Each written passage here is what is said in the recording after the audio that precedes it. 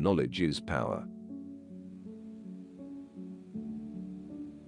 When all the world is overcharged with inhabitants, then the last remedy of all is war, which provides for every man, by victory or death. Understanding is nothing else than conception caused by speech. The condition of man is a condition of war of everyone against everyone. Curiosity is the lust of the mind. Words are the counters of wise men and the money of fools. Whatsoever, therefore, is consequent to a time of war, where every man is enemy to every man, the same consequent to the time wherein men live without other security than what their own strength and their own invention shall furnish them withal.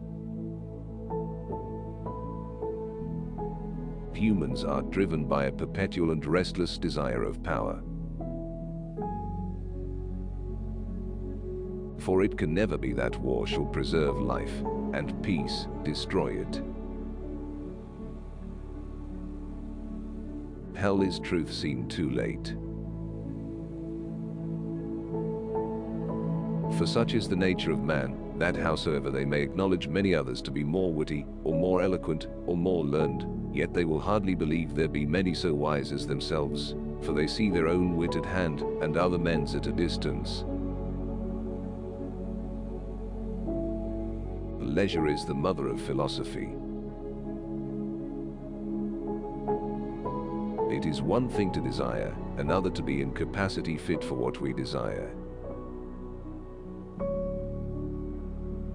The first branch of which rule contained the first and fundamental law of nature, to seek peace and follow it. The second, the sum of the right of nature, by all means we can to defend ourselves. The source of every crime is some defect of the understanding, or some error in reasoning, or some sudden force of the passions. Defect in the understanding is ignorance, in reasoning, erroneous opinion.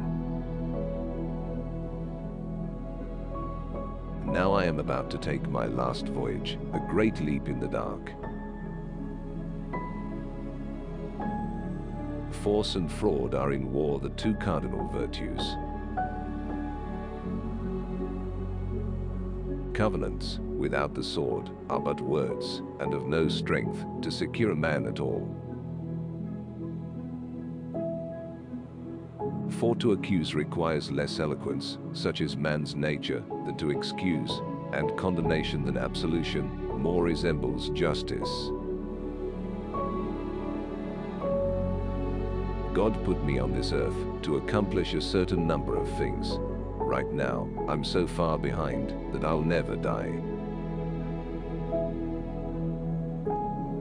If men are naturally in a state of war, why do they always carry arms, and why do they have keys to lock their doors? The notions of right and wrong, justice and injustice have there no place. Where there is no common power, there is no law. Where no law, no injustice. He that is to govern a whole nation must read in himself, not this or that particular man, but mankind. Fear of things invisible is the natural seed of that which every one in himself calls religion.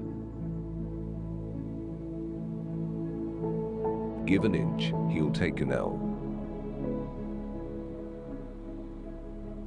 As if it were injustice to sell dearer than we buy, or to give more to a man than he merits.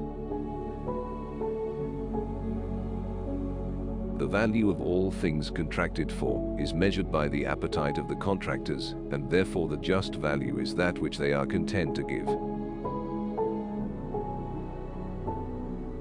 War consists not in battle only, or the act of fighting, but in a tract of time, wherein the will to contend by battle is sufficiently known.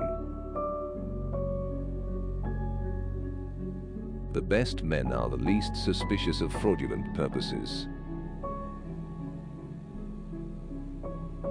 Liberty, to define it, is nothing other than the absence of impediments to motion. Hurt inflicted, if less than the benefit of transgressing, is not punishment, and is rather the price or redemption than the punishment of a crime.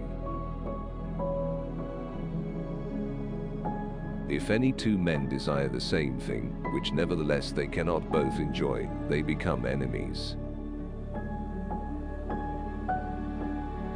It is in the laws of a commonwealth, as in the laws of gaming, whatsoever the gamesters all agree on, is injustice to none of them. If I read as many books as most men do, I would be as dull-witted as they are. It is fairer to tax people on what they extract from the economy, as roughly measured by their consumption, than to tax them on what they produce for the economy, as roughly measured by their income. The world is governed by opinion. Laughter is nothing else but sudden glory arising from some sudden conception of some eminence in ourselves, by comparison with the infirmity of others, or with our own former self. The right of nature is the liberty each man hath to use his own power, as he will himself, for the preservation of his own nature, that is to say, of his own life. The constitution of man's nature is of itself subject to desire novelty.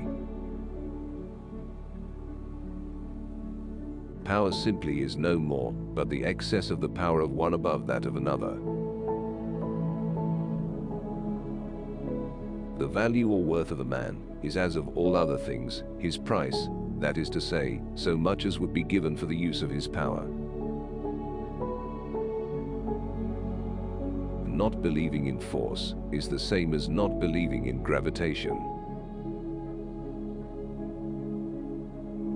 Every man's power resists and hinders the effects of other men's power. All acquired power consists in command over some of the powers of another man. Some men's desires are without limits. A man cannot lay down the right of resisting them that assault him by force, to take away his life. Understanding is, by the flame of the passions, never enlightened, but dazzled. The power of a man is his present means to obtain some future apparent good. The privilege of absurdity, to which no living creature is subject but man only. For men would still be appetitive creatures, and would be apt to take back some of their old rights, whenever they saw an immediate advantage in doing so. A man's conscience and his judgment are the same thing, and as the judgment, so also the conscience, may be erroneous. Liberty and necessity are consistent, as in the water, that has not only liberty, but a necessity of descending by the channel. In the very shadows of doubt, a thread of reason begins by whose guidance we shall escape to the clearest light. Felicity is a continual progress of the desire from one object to another, the attaining of the former being still but the way to the latter. It is not wisdom, but authority that makes a law. In the state of nature, profit is the measure of right. No man's error becomes his own law, nor obliges him to persist in it. The secret thoughts of a man run over all things, holy, profane, clean, obscene, grave, and light, without shame or blame. Religions are like pills which must be swallowed whole without chewing. science is the knowledge of consequences and dependence of one fact upon another.